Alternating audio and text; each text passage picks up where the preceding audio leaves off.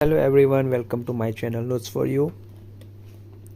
आज मैं आपको बताऊंगा कि इंडिया जो है world most powerful hydrogen train engine launch करने वाली है और बहुत ही जल्द इसका ट्रायल भी होने वाला है। तो पहला ट्रायल जो उसका होगा वो हरियाणा के अंदर जींद सोनीपत के बीच में होगा।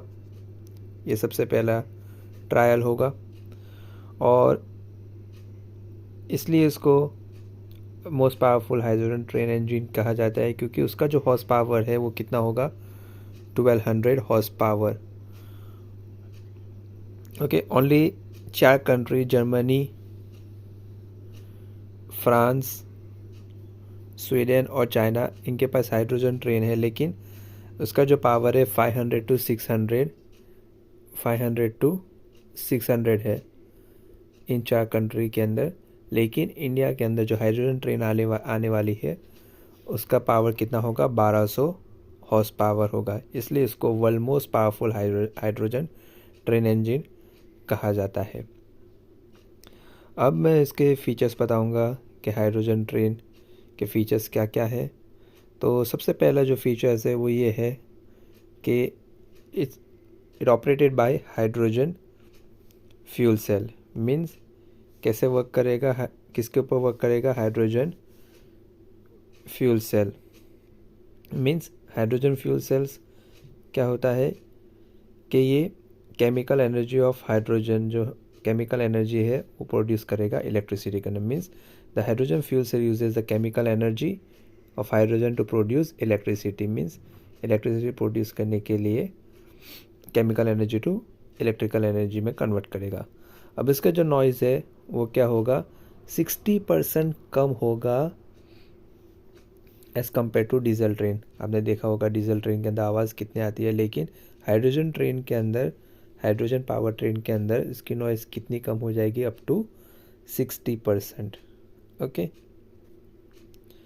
उसके बाद में उसकी हाई स्पीड कितनी होगी कि 140 किलोमीटर, मीन्स यहाँ तक जा सकती है 140 किलोमीटर पर आवर के ऊपर इसकी स्पीड जा सकती है। ओके, और ये ट्रैवल करेगा up to 1000 kilometre on a single tank. On a single tank